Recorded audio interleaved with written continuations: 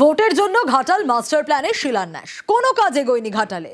চাঞ্চল্যকর অভিযোগ শুভেন্দু অধিকারীর। আর রাজ্যের উদ্যোগে মাস্টার প্ল্যান বাস্তবায়ন কাজ শুরু হওয়ায় ঘাটালে হারার ভয় বিজেপির, কটাক্ষ অরূপ চক্রবর্তীর। লিডার অফ অপোজিশন খুব দায়িত্ব নিয়ে বলছে 1 ডিসমিলও জমি অধিগ্রহণ হয়নি, টেন্ডার হয়নি, এস্টিমেট হয়নি, ওয়ার্ক অর্ডার দেয়নি, শুধুমাত্র ভোটের জন্য আজকে এখানে শিলান্যাস হচ্ছে। আর দেববাবু ওখানে গিয়ে খিচ মেরি ফটো করছেন।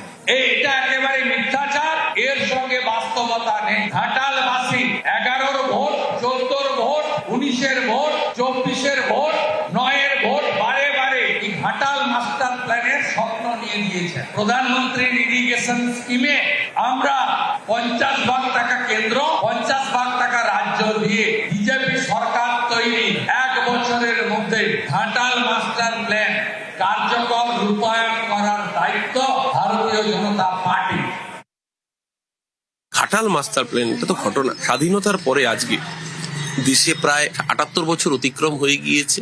সেই সময় দাঁড়িয়েও ঘাটাল মাস্টার প্ল্যান বাস্তবায়ন হয়নি। কোন কেন্দ্রীয় সরকার এর আগে সেই কাজ করেনি। দেশের ক্ষমতায় এসছেন 2014 থেকে শুরু করে 2024 পর্যন্ত। কেন নরেন্দ্র মোদীকে কে বারণ করেছিল? কেউ তো বারণ করেনি। মমতা ব্যানার্জিকে করতে হলো কেন? কারণ দেব উদ্যোগ নিয়েছেন, শুধু তাই না, পার্লামেন্টেও দেব একাধিকবার এই প্রশ্ন তুলেছেন। শুভেন্দু অধিকারী দেখাতে পারবেন ঘাটাল মাস্টার প্ল্যানে, যেটা কেন্দ্রীয় সরকারের করা কথা, 1 নয়া পয়সা দিয়েছে কেন্দ্রীয় সরকার, 1 নয়া পয়সাও দেয়নি। ও বুঝতে পেরেছে যদি ঘাটাল মাস্টার প্ল্যানের কাজ শুরু হয়ে যায়, মানুষ চোখে দেখতে পায়, তাহলে ঘাটালে যে বিধায়ক রয়েছে বিজেপি, সেই বিধায়ক শিবরাত্রি সলতেটুকু পশ্চিম মেদিনীপুরে থাকবে না। তার জন্যই গাত্রদাহ।